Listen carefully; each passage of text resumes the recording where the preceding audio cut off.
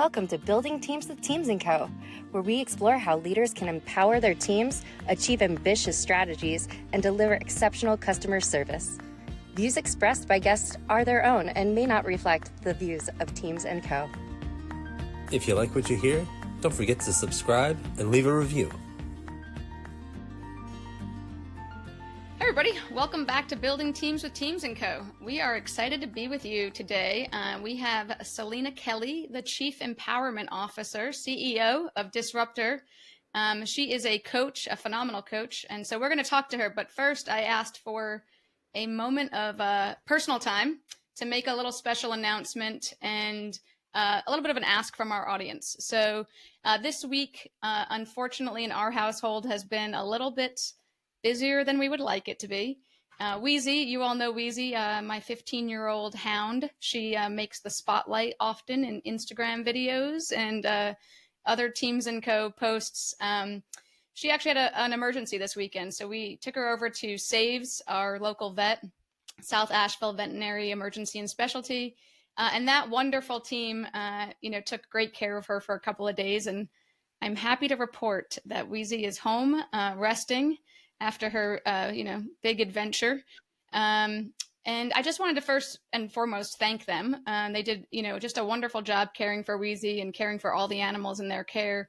And also just kind of make a special request out to the audience, which is, I realize in these big emergencies, right, especially so many of us have pets that we just love and adore, and they're part of our families. And it's really stressful, right, when we have to be away from them. I was pretty much a wreck, I can say, for 48 hours. It wasn't fun kind of knowing that, she wasn't feeling well and having her, while I knew she was in a good place and being taken care of, it's still, unnerving not to have them where you can see them. So also I realized, when I check out, like I'm very fortunate to be able to handle an emergency like that, right? And I didn't have to make a decision based on finances. And so my ask to our audience today, on our podcast is to think about, what maybe you could donate.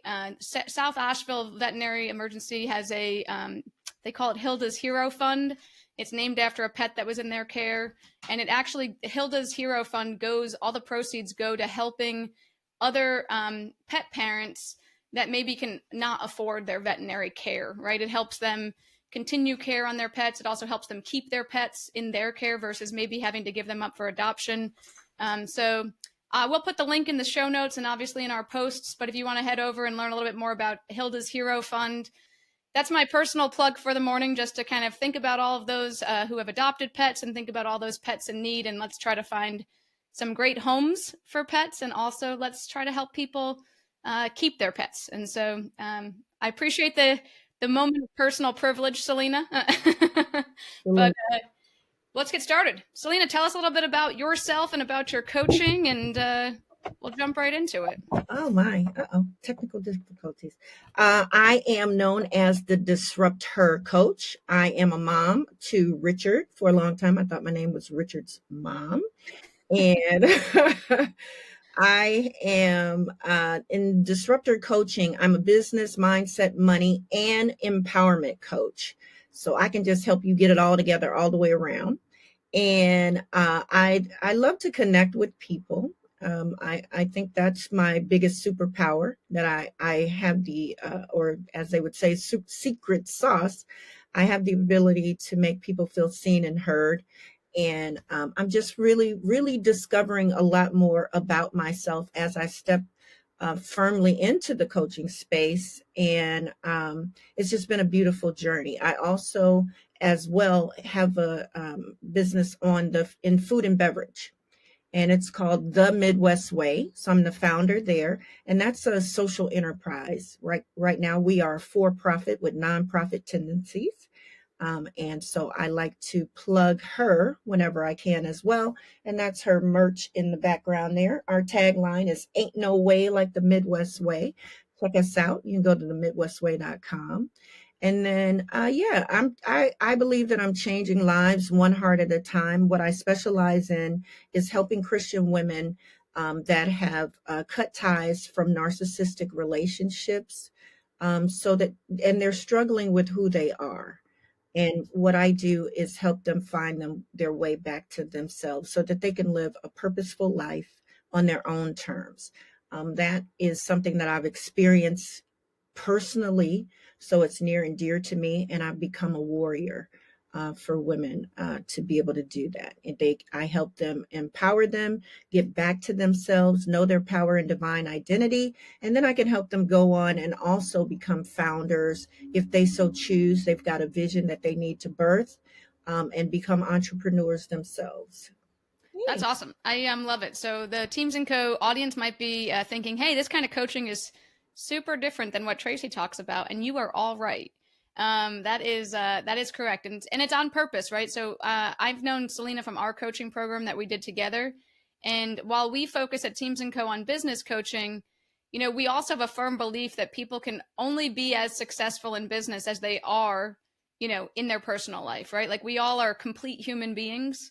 And so making sure that we're valuing our full selves and developing our full selves is really important. And that's why I just love hearing Selina talk about what she does, because, our personal empowerment and kind of creating our own journey is really important, right? Like it's important to, have that career that you love, but also making sure that you feel that sense of self and that self-direction is really critical. So Selina, just I'm looking forward to the conversation and learning more about your business, and also sharing some tips for entrepreneurs. As you just heard, Selina has a couple of businesses, so she has a couple of different interests, and we love social entrepreneurship here at Teams & Co. So we'll dive into all of it, which would be a fun conversation. So Selina, I guess we always start with customers, right? And I know that you have a little bit of a background before being a founder. You worked in corporate America. So you've got the kind of corporate perspective, but you also have the founder's perspective. And, when you start thinking about coaching and you start thinking about who you want to serve, how do you think about kind of creating that great customer experience, right? Like we want to delight our customers. That's what we talk a lot about at Teams & Co. How did you sort of like get to the point where you were like, hey, I know who my customer is and I really know how I can help them and like what that would look like? Well, it's definitely a journey. Amen to that. Crossing the line, you just have a different perspective. Although I've always been a big picture person, even in corporate America. And I feel even before that, just the way that I view the world, one of my strengths is futuristic. So I'm always, thinking about a lot of things, and I love to think out loud. What I would say, from a corporate and maybe not corporate, I also used to be in restaurant management. I used to manage Church's Fried Chickens, rallies, and then I helped a small family-sized business become a franchise. And so I've always been in the front-facing arena for a long time about the customer, right? The experience of the customer has always been there.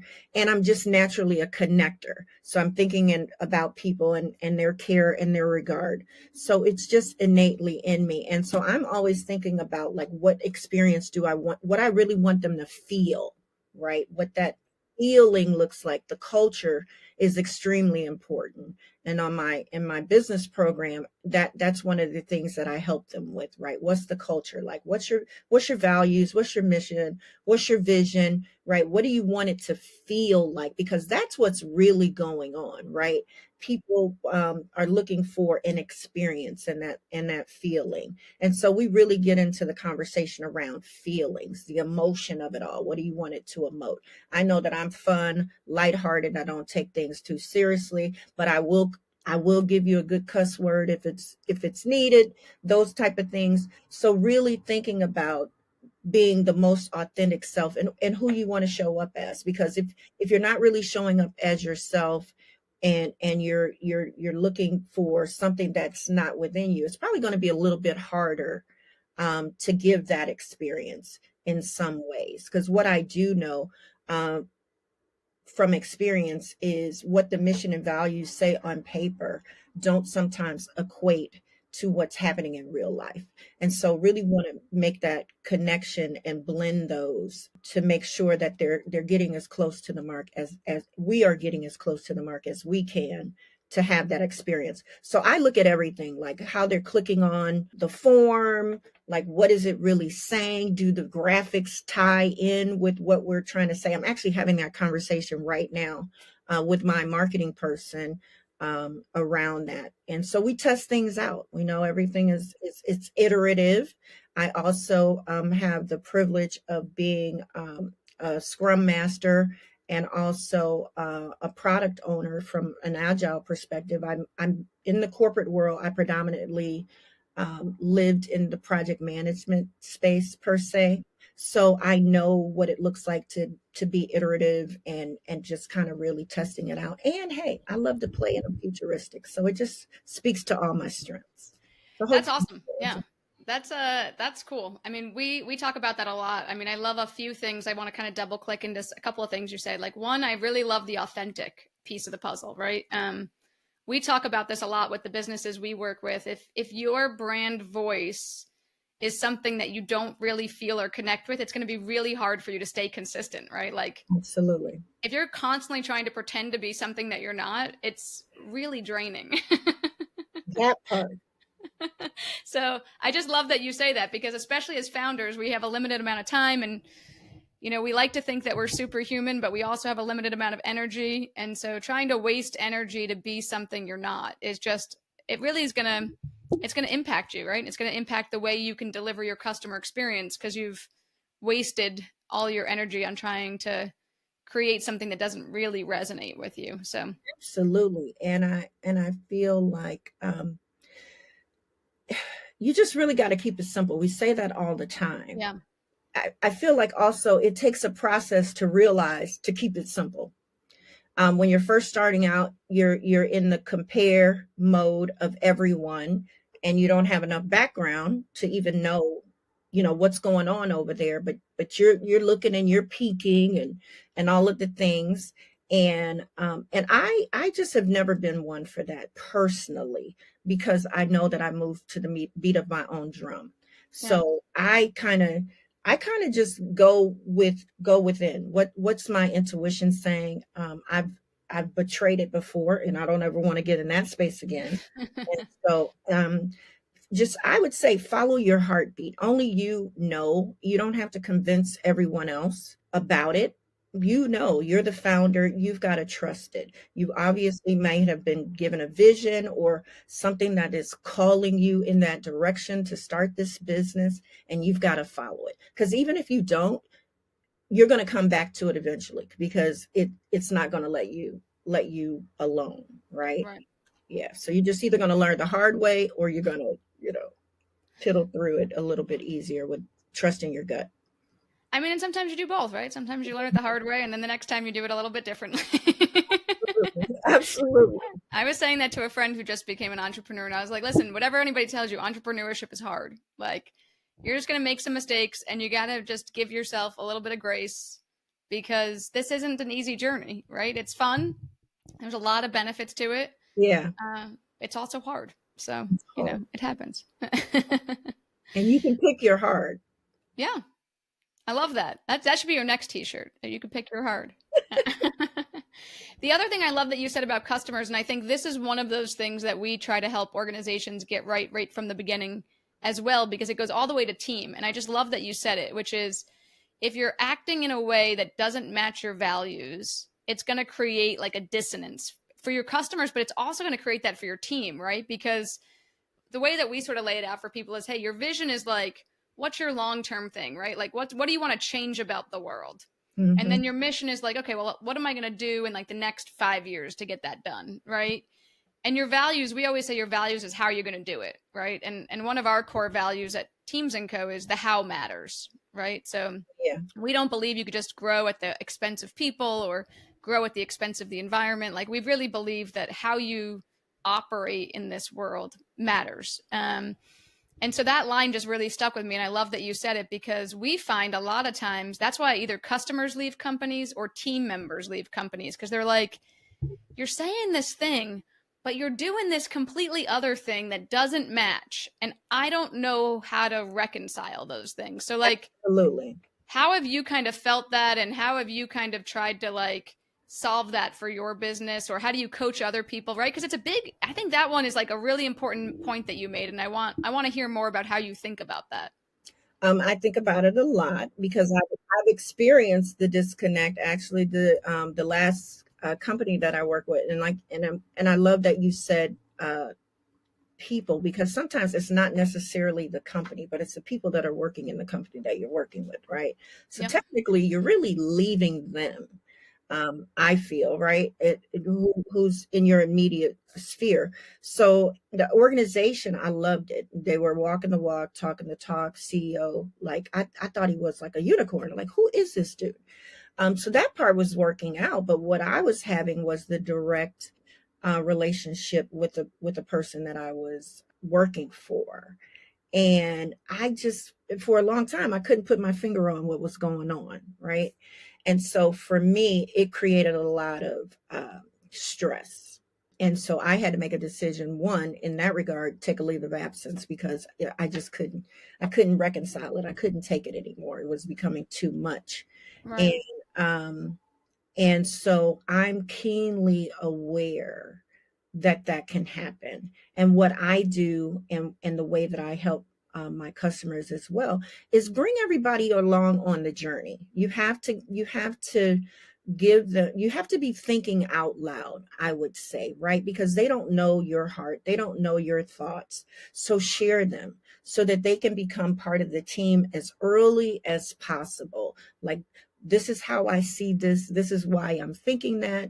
This is the experience that I want them to have, right? Kind of be thinking about that. And then I always ask for their input, because I don't see everything, right? There might be blinders, right? And I say build as you go. And especially as a founder, CEO, whatever hat you're wearing, you can build your team as you go, so you don't feel so alone. I like I do two things with my clients. I'm going to talk about the empowerment side, and then I'll talk about the business side. On the empowerment side, because there is so much chaos, confusion, and going on. The first thing that we do is we do the inner tribe, what I call your self-love tribe. Like, what do you need to fully be supported? And be thinking about that. So that looks like your health. That could be your therapist. That could be your medical support that you might need. That could be getting. Sometimes it's getting the nails done, or whatever kind of nurturing that you need to be supported. Massages. I do Reiki. So, like, what are all those things that you feel that you need, so that you're not looking for it in other people to provide for you, that you're gonna be giving it to yourself, because you're gonna need that for the journey. And then you mentioned squad, right? The squad is very important, and I see two squads. There's your inner squad. So sometimes that looks more like your best friend. Maybe that's your mom and your dad, or somebody that's really close to you, that knows you better than anybody else. And there's another word that I use for that, is your board of directors, right? Yeah. Those are the people that you're going to get opinions from. What they say you value, they matter. And then we do a detox on all of that also, when we first go in, to make sure that these are still the right people for the space that you're moving into, or that you want to grow into, and all of those things too. I love that. So do an environmental detox. And then there's the outer tribe, right? They're a little bit further removed, but there's still that interaction, and what you need to be supported. That can look like in the way of vendors. That can look like just a step beyond, but there's still a lot of interaction there. And what does that really look like? How do you feel when you're interacting with them, right? Is this how you really want to feel? Is this the experience you really want to have? So really be giving it some in-depth thought, and just not because they're there and they said yes, or they raised their hand, or what have you. And hopefully I didn't lose. No, that's awesome. I think that that's great, right? Like, I think when you're thinking about, I love the expansion to kind of the team, right? Because I think that the first thing that you sort of said to me that struck me was not making it transactional. Oh yeah. I think that is like a really great way to think about it. And I think about this with clients and with team members, right? When people are like, oh, I really want customers to buy from me a second time. I want them to be loyal. Like I keep hearing about this loyalty and word of mouth and referrals, right? And it's like, well, if you didn't create an experience that they want to be a part of, they're definitely not going to share it with other people, right? They're not going to be like, I mean, they might share it in the way that you don't want them to, like, hey, don't use this company. But people usually recommend the things they really love and they want to be a part of, right? And that's why team members stay, to your point, right? They really want to stay within a team they feel like is winning. They feel like they're having a good time. They feel like they can be their whole self. Yep. And, so I like that. I like kind of framing the experience in kind of a longer term relationship, asking for feedback. We say that a lot to team leaders because we'll do a lot of leadership training and leaders will ask us, well, how do I know what my team needs? And we're like, just ask. Like, it's like, but I think like we've gotten kind of away from that, right? Like we've gotten away from the like, sometimes I think we're trained that there's always like one solution. And as leaders, and as founders, we need to recognize, yes, we have a core customer and yes, we hire people for certain skill sets, but individuals are still individuals, right? So we still have to have that personal touch and that personal conversation within all of our relationships. So like generally as a leader, there's some things you should be doing, right? You should be holding one-on-ones. You should be giving feedback. You should be setting strategy. Absolutely. Also, there's going to be some unique things, right? Because like one team member might like, to have 2 one-on-ones in a week. And the other team member might be like, let's meet every other week. Cause I feel like every week is a little bit too hand-holdy, right? Like, and it might change too, right? Like one person might be like the person that was every other week might come to you, or they may not until you ask and say, if you say to them, hey, you're taking on a new big project. And I know this is new for you. Why don't we schedule some more meetings just until you kind of get the flow? It might be a temporary change, but I think that conversation, I really love that you said that, because I think that a lot of times we miss things as leaders just because we're not asking the question. Absolutely. And if I could say what it looks like in practicality for me right now. So I have 2 contractors with me, and I'm still making a decision. So what I would say is the experience that when they're experiencing me, the word that comes up a lot is they feel like family, right? It feels like we're a family. And so what I do initially, everyone fills out a form. It's the get to know you form. So I put them through the same process that I would put clients through, right? I want to get to know you, what that looks like. And we meet every Friday. We meet 3 times a week, but Fridays is like personal development, right? We're checking in, like what's going on personally, like what didn't work this week for you. Was there anything that was a struggle? What felt good? That sort of thing. So they get to really air it out, because the other thing that I find too, if you can't say what's really going on and you're holding it in, that impacts all of us. Like right. Even sometimes we can see it or, whatever. And I've found to get the best work out of people, if you can have like a healthy conversation and potentially a debate and some pushback, like, because they're seeing something that you're not seeing, and you got to respect right. The people that you determine that you want to be a part of your team, or you figure out, oh, well, this ain't working out. Right? And you figure that out quicker. Right. And even them. And I have those conversations with them as well. We do the one-on-ones, as well as we do like I said, 3 times a week touch point with one another, and individually to look at what they're, whatever they're working on in their sphere at that time as well. And they feel really comfortable with having the conversations. And I want to start that right out the gate. And the other thing that we do is we document as we go, our SOPs, right? Because we're startups, so we're just getting started. So we need all of the documentation. We're building it for the next person. I think if you just keep that kind of, I know if you keep that kind of cadence, it just serves you in the long run much better than going back and having to kind of put all of those pieces together. And so a lot of it looks like, well, we've never seen this before. We don't know what we're doing. It's okay. It's all right, because it's probably going to change anyway. So we're not married to it, right? And just keep it going. I love that, because it gives people a sense of ownership too, right? Like I always say that to folks in job descriptions. We always put that as well, like write the standard operating procedure for the job, because sometimes like to your point, it's not defined yet, right? It also then takes it off of your plate as the owner. Like you don't have to have all the answers. Absolutely. And it puts it in the person's bucket who is most knowledgeable about it, right? So like worst case scenario, you don't have a process today, right? And you hire this person, they start making the process. Right. The good thing that I love that you said is like, if you're having those continual conversations with them and you're like, hey, what's not working about the process now? Okay, well, let's try this, let's try that, right? You're having a discussion about, you guys are going to agree to like something you want to do. And then that person's updating the SOP. And so like, as they're moving, they can also go back to that document. So if you're not available, they can be like, oh, what did we talk about? Oh, right. We talked about we're going to do it this way, right? Like they have a reference document. And we love that kind of stuff because it creates those tools that help teams be more successful.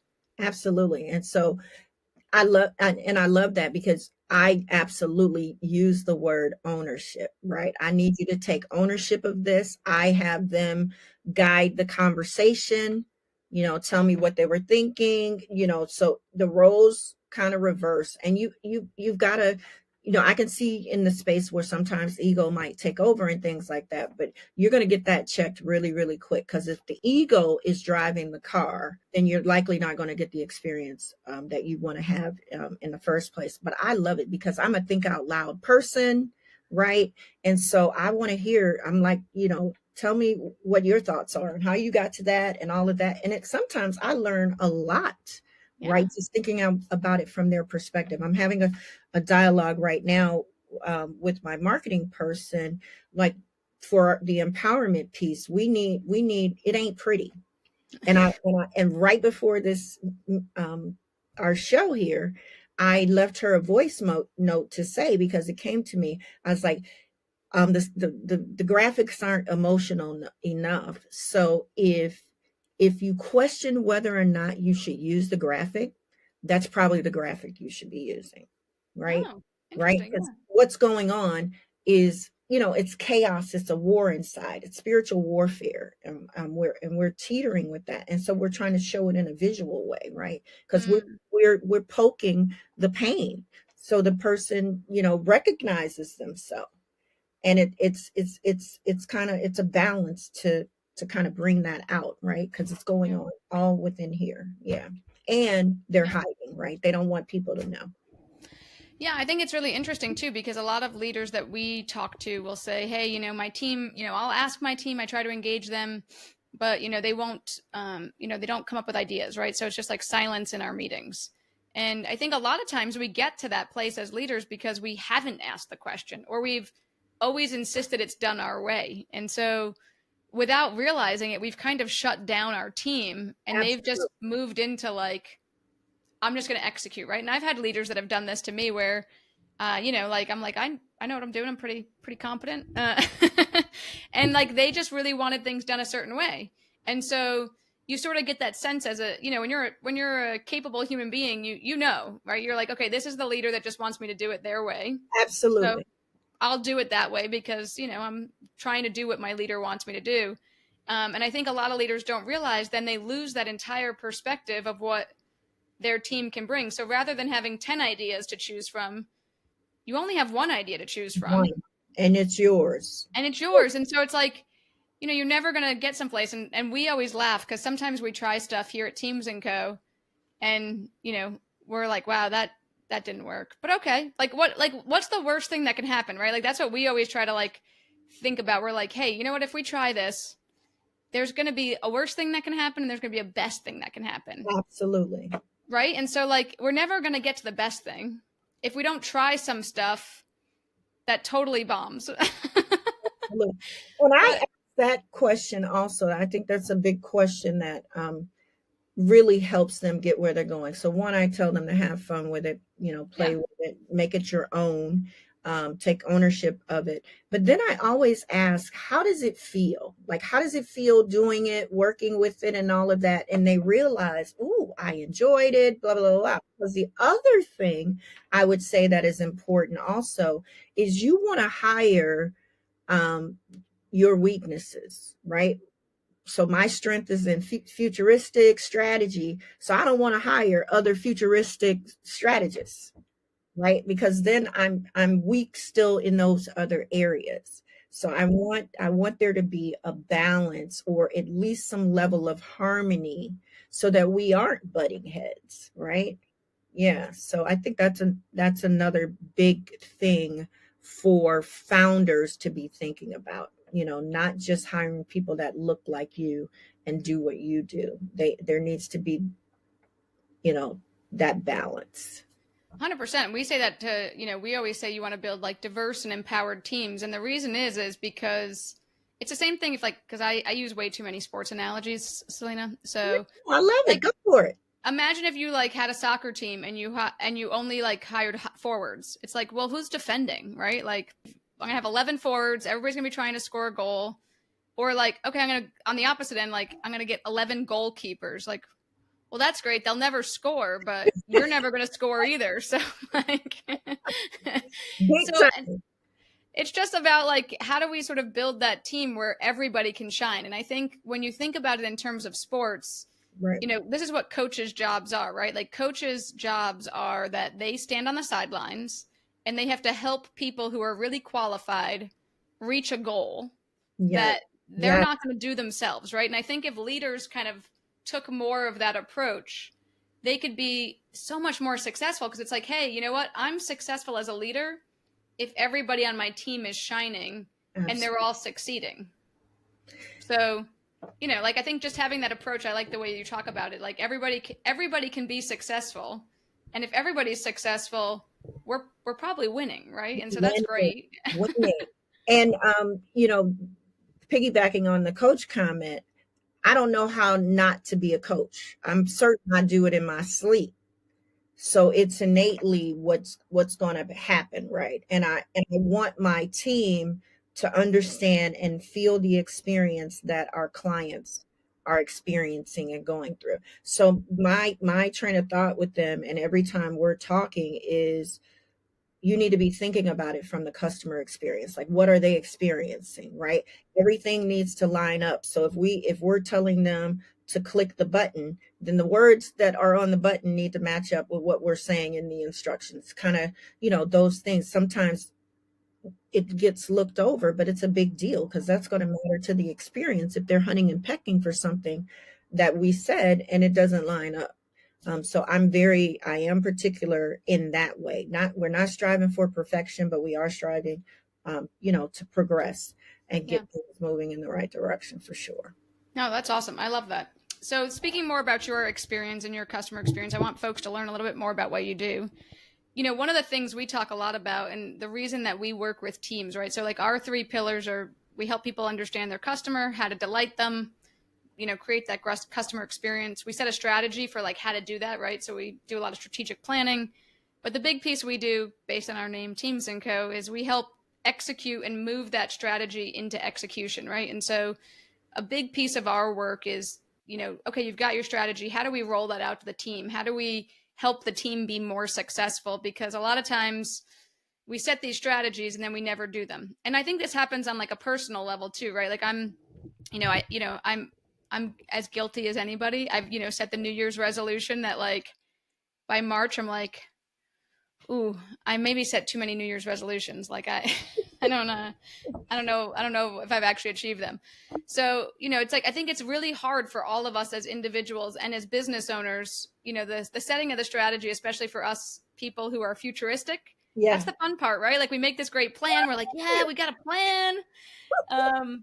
But it's like, how do you make it execute? And I think like, I just love to hear from your coaching perspective, like, how do you help your clients, right? Like, so you've helped them make this team, you've helped them set this like plan of action.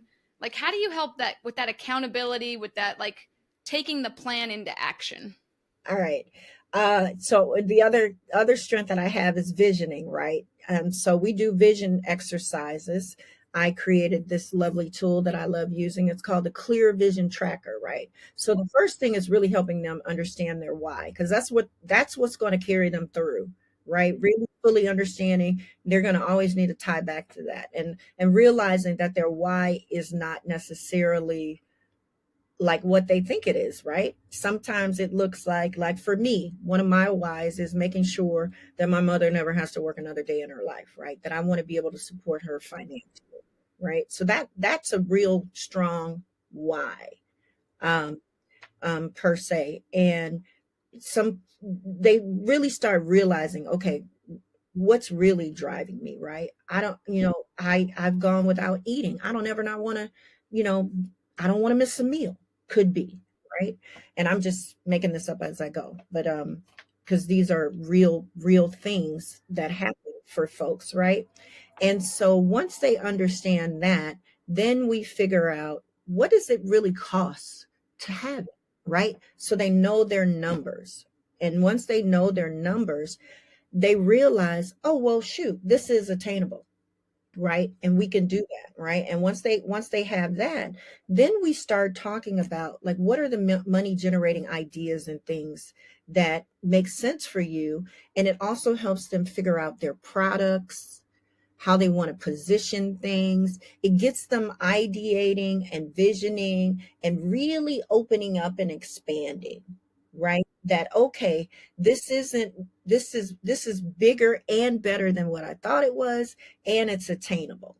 And then once we have that, we look at, okay, what's some of the low hanging fruit? What can we do now?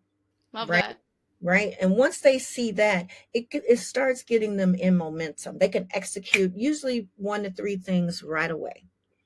And then they're just super ecstatic and excited. And then the accountability and how to introduce it to the team. Like I said, we introduce it right away. Right now, folks that I've been working with don't have a team. So we're talking about that, right? So what that would look like, when they would need to engage them. And it's really one step at a time. We're not doing a lot of actions, no more than maybe at the max 3 to 5, right? So that they can get done in a week, and some are more longer term. But we talk about right out the gate, what can they accomplish within 3 to 6 months. We do it. My programs are 6 months long, so we look at short term and kind of the little bit of those longer term goals that they want to get to, and if they are building a solid foundation. So we're taking it a step at a time. We meet weekly, so there's weekly accountability and support, and we think out loud together, right? They love the thinking out loud and the strategy and the fact that they have somebody right there with them thinking it out loud. I'll give an example. Yesterday, just had a client.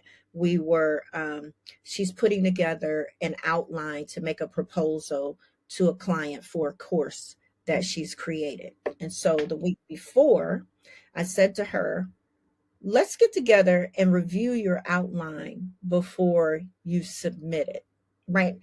She's an expert. She's done this before. She doesn't need me to review it. So, but I say to her, I said, I want to make sure that you're not, I don't know my exact words, but I'm paraphrasing because she recognized the value of what was happening, right? She had an aha moment. I said, I want to make sure that you're not giving up too much value, right? It's something to that effect. And so she said, at first I was thinking, what does that mean? Like, what? But she recognized, she said, as I was putting the outline together, I realized I was over delivering and I needed to make some corrections. So she really appreciated and understood that. And she was like, you just say these little comments and on the surface, it doesn't seem like anything. She said, but then I go back and I keep thinking about them. They stay with me, right?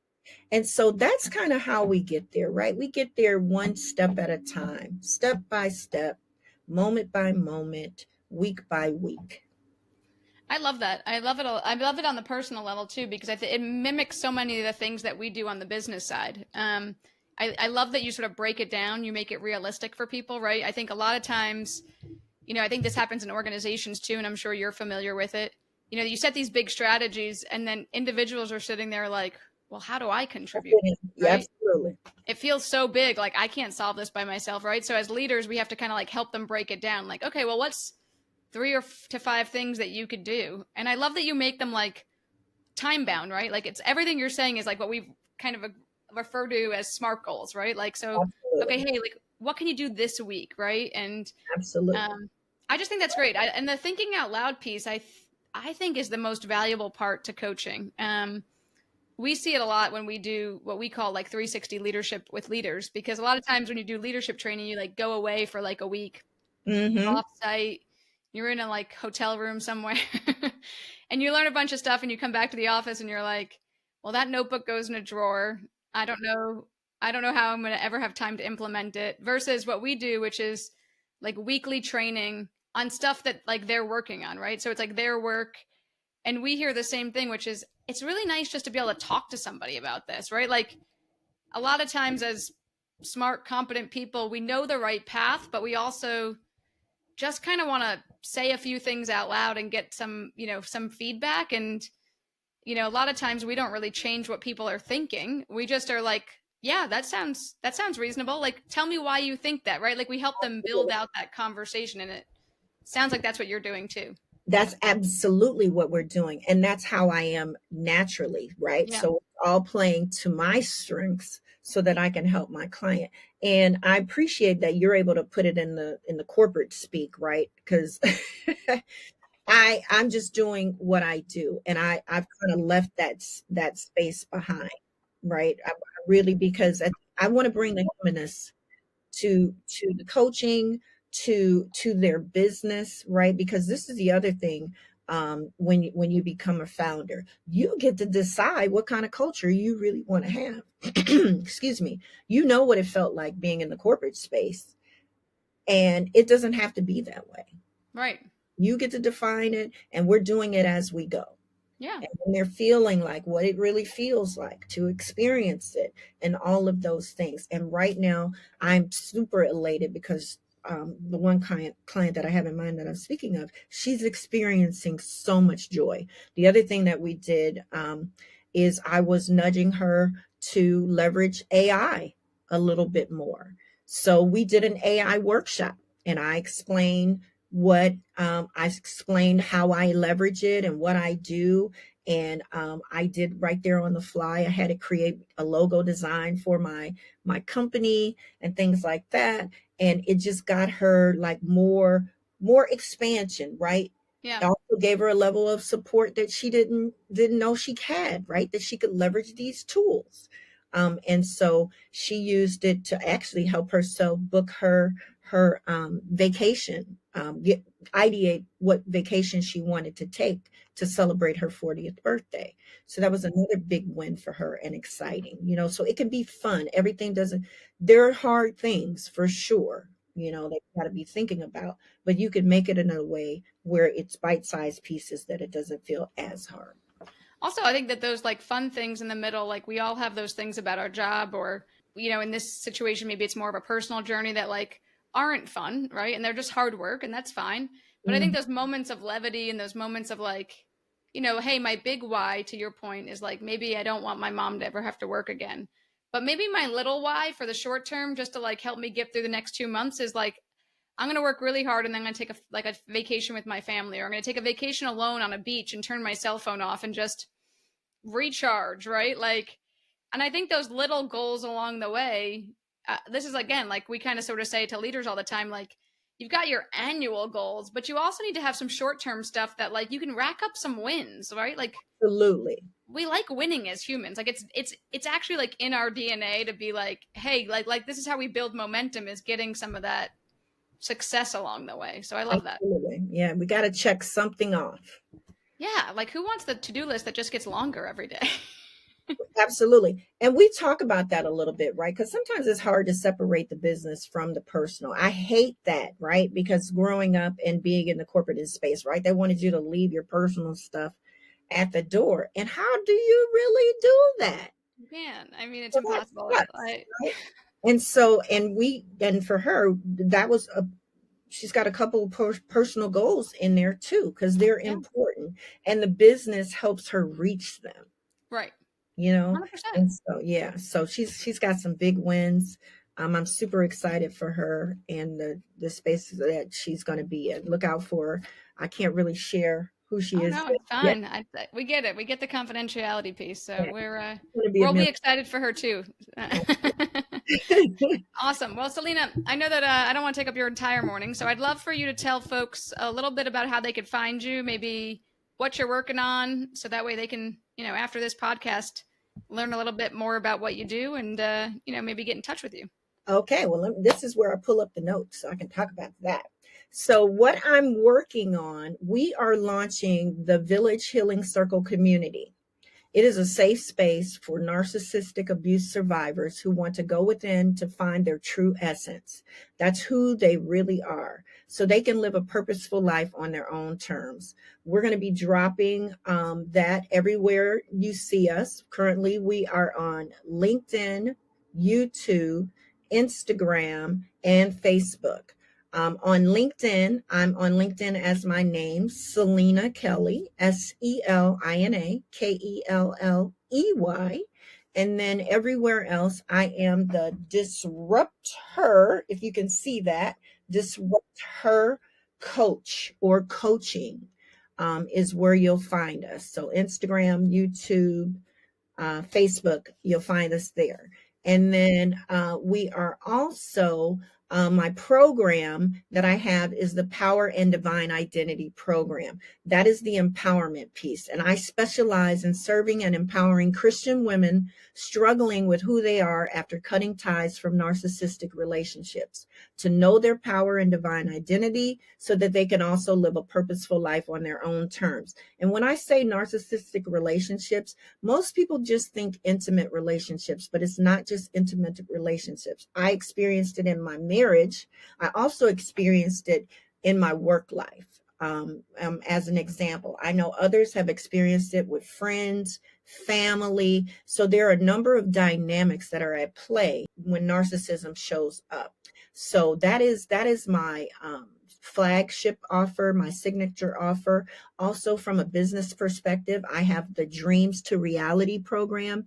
And that's where we take your dreams and thoughts that are on your heart and mind, and we help you make them a reality also so that you can live a purposeful life on your own terms as well. So I have those programs. They are 6-month programs. And then the third program that I have is the Clarity Session programs. They are 90 minutes, and that's just a one-off. So you've got a problem and you need a little bit of help in thinking out loud or to get clarity on something, you can hit me up in that way too. So you don't necessarily have to buy into a program. So those 3 ways that you can work with me. And then the Healing Circle community is going to be free once we launch it. But again, it is for narcissistic abuse survivors. And we take it really, really seriously. So the first question that we even ask is, are you a narcissist, or have you ever been called a narcissist, right? Because narcissists tell the truth, right? And so if you are, apologies or not, no apology, you're not eligible. You can't join. Right? Because I want it to really be a safe community, because what I've found is that folks aren't really talking about this out loud because they're not ready. They're still tender. And really the work is to go within, and all of the onus in the conversation is on the freaking narcissist. That's what they want. We don't do that over here. Right? The focus is on you. Yeah. That's awesome. Well, if you are looking for a great coach, I can attest that Selina is wonderful.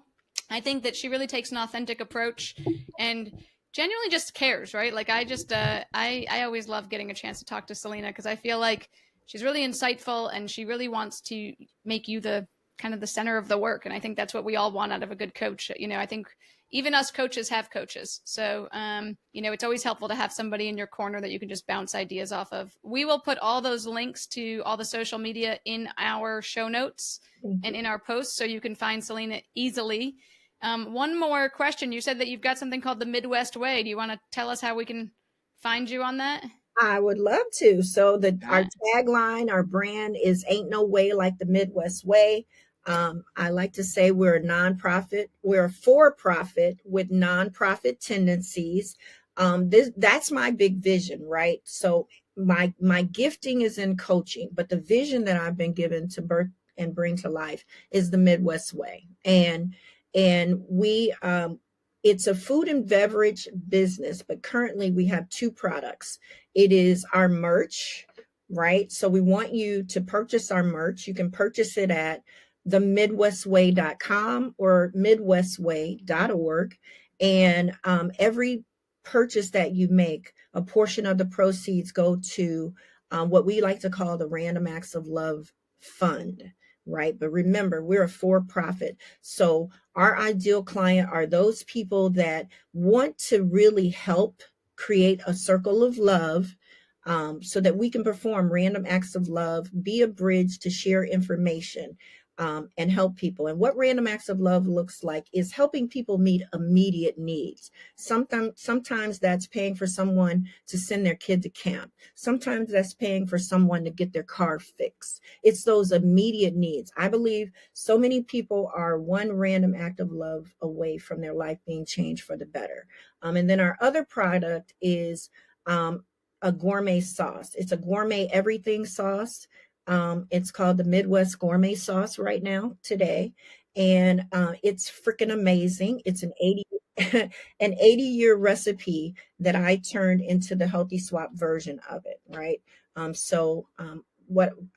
in the barbecue business, but those are the first things that are coming to market. Eventually, we will have restaurants. You'll see them out there, Midwest Barbecue, the Midwest Cafe, Midwest Polish Boys, because I'm from the Midwest. So the first thing that we'll launch is our sandwich shop, the Midwest Polish Boys. I could talk about this all friggin' day long. But we'll have to have you back to tell us all about how the launches go. Thank you. Well, this is awesome. And Selina, I love that. I love the random acts of kindness and the random acts of love. 1 second. Uh-oh. Hopefully that's not wheezy. The dog was about to fall off the bed, so I apologize for that. I don't know if all of you have dogs, but we'll leave that in for a fun moment. But she likes to roll around on the bed, and she almost rolled off. So I had to just make sure we didn't have another trip to the vet to this week. So she's fine. Sorry for that interruption, but I just love that. I think that is really, really, really important in the community. And I just love the name, Ain't No Way Like the Midwest Way. Because I think I've never lived in the Midwest. I'm an East Coast girl, a Northeast girl. Now I live in the South. But I think that that's like the kind of vision of communities, right? Like I grew up in a small town, and I feel like that was what happened when I was a kid, right? Like, if something happened or somebody got hurt or they were sick, like your neighbors would come over with, food. And, if somebody needed to be dropped off or picked up at school, like we kind of like everybody in that community, in that small town, really helped people kind of through those like, daily snafus or all the way up to like really big emergencies. So I love the premise. Absolutely. You can find out all about us. Hit the About Us page on the website when you go there, themidwestway.com. And we'd love to have you. There's tons of information. Ping me in the DMs. The social for all of that is Midwest Way, I think, right? Yeah, the Midwest Way. Absolutely. All right. Well, we will make sure that all that's in there. And Selina, thanks for joining us. And I feel like I learned something new about all of your amazing endeavors every time I talk to you. So this has been really fun for me. And, I know it's going to be great for our listeners and just a great refresher in some ways that they can help set goals, achieve goals, and also just ways that they can think about different kinds of businesses. I think we all as founders sort of think about our main business all the time, but it's also really fun to have other endeavors and other things that we work on. So absolutely. Thanks for the chat. Thank you so much for having me. This has been wonderful. I love seeing your face all the time. And I feel like I learned something from you each time as well, especially around marketing. Well, thank you. We could talk for marketing for 10 hours, and then Claire would, be very, very bored on this very long phone call. But we'll have you back, because I think our chats are always fun. And, we're like even trying just to get people on the podcast for more informal stuff here and there. So we will definitely, you'll all at the Teams & Co. Audience, you'll hear from Selina again, I promise. And we will see you next Tuesday. Have a great week, everybody.